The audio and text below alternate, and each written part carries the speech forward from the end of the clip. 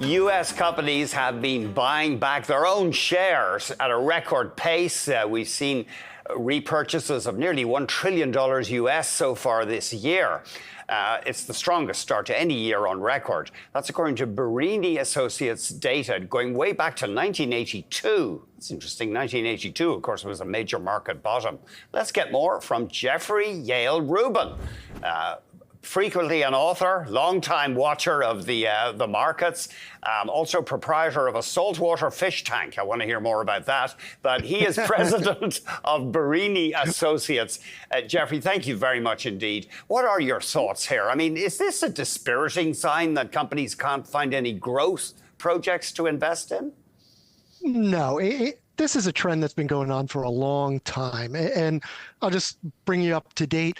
As of this morning, there's now been over $1 trillion of announced buybacks here in the United States, which is the fastest pace that we've reached the $1 trillion level. It wasn't until October, almost the end of October of last year, that we reached that.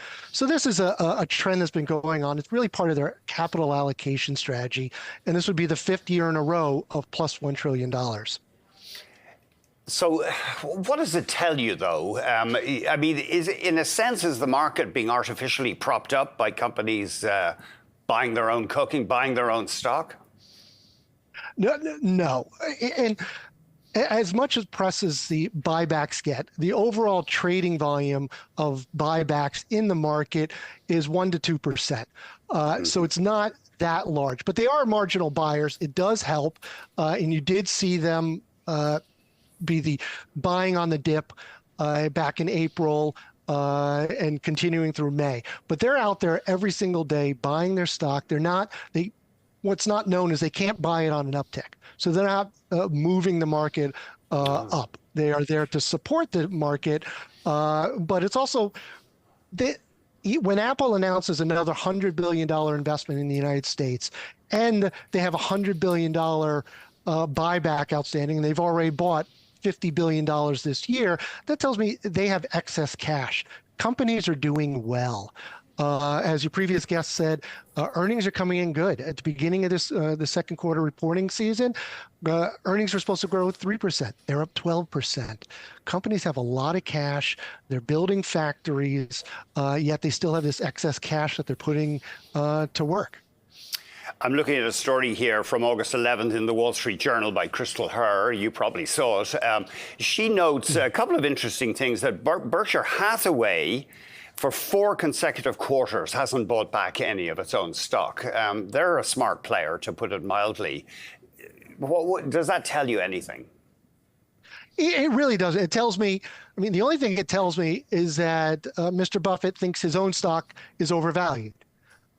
Not that we think it's overvalued, but and the other thing too is you can't discount his idea that he is retiring and will let the next generation of managers make the decision with what to do with his $335 billion of cash that he has. So broadly, and I know you touched on this, but this rapid pace of buybacks, and of course these numbers aren't inflation adjusted. We don't have time to get into all that. Maybe you have done a bit of crunching on that. But in any case, is it a decent sign for the market, this huge pace of repurchases? It doesn't always mean that the market's going to go up when you have the buybacks. 1982, there was $12 billion of announced buybacks. Now we're at $1 trillion. Even inflation adjusted, the $12 billion doesn't come near where we are now. So it is a good sign. And it's telling us that companies are comfortable with their prospects despite all the news, tariffs. Walmart out this morning saying, hey, costs are going up. Yet in the quarter, they still bought back $2 billion of stock, and they've bought back $7 billion. So they're able, $7 billion this year. So they're able to manage all these issues that are out there. That's still throwing off plenty of cash. I sometimes wonder, though, if you see a company buying back its own stock, say it's a tech company, and I think, well, you executives, you're very talented tech people, obviously, but are you good stock pickers? They're not trying to pick stocks, and they're not trying to do short-term investments. They're trying to go for the long term. Almost they have 2 decisions to make.